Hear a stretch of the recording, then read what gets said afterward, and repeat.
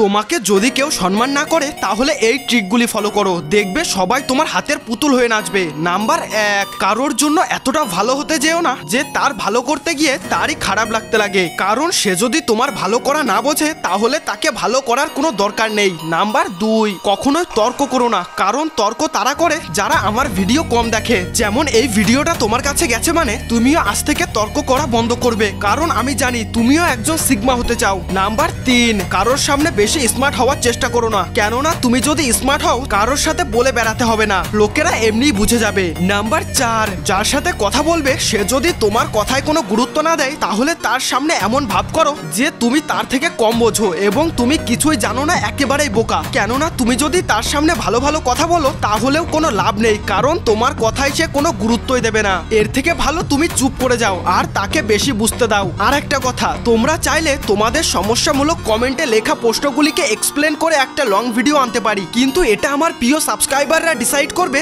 যার জন্য তোমাকে ইয়েস কমেন্ট করে তোমার প্রশ্নটা কমেন্টে লিখতে হবে।